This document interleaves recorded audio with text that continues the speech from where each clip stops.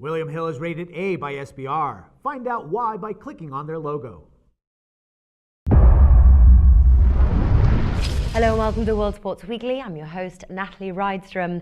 Joining us now is Richard O'Hagan, sports writer and regular contributor to SBR Forum, to discuss the betting value for the individual World Cup teams.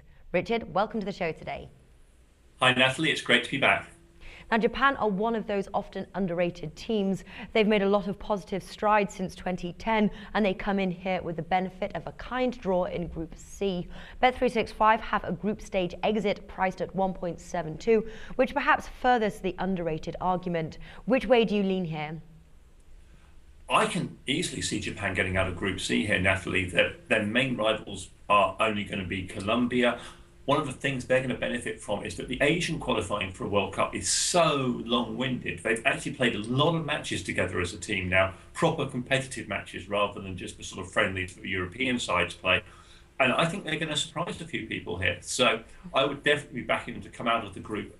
Odds on that are around about threes at the moment. So that gives you some really good value.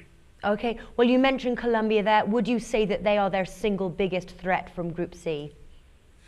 I think so. The Colombians are seeded, and teams don't get seeded at this stage of the competition for no reason at all. And in fact, on the world stage generally, Colombia are actually ranked higher than Brazil. So yes, they're going to be a real challenge for the Japanese, but I don't really see them having too much difficulty otherwise. So I can see them going through and having a nice game against the Group D side in the second round, certainly. Okay, so where realistically do you see them exiting the competition? Well, I think certainly they come up against a Group D team. Group D, of course, one that's been dubbed the Group of Death, one that has England and Italy and even Costa Rica in it.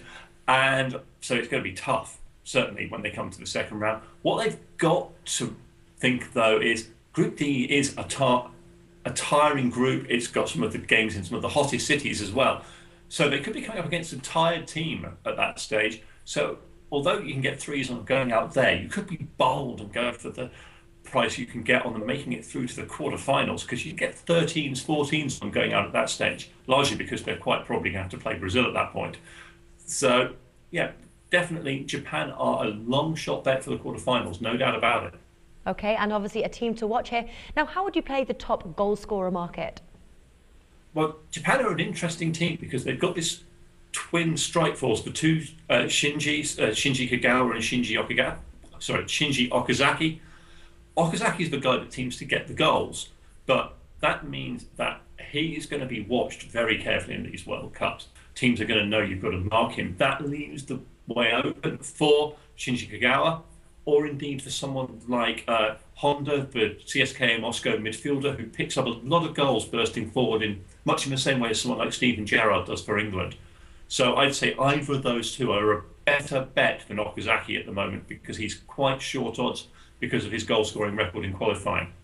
Okay, and would you say playing the goal-scorer market is the best sort of best value here, or do you have another sort of best overall way of betting Japan?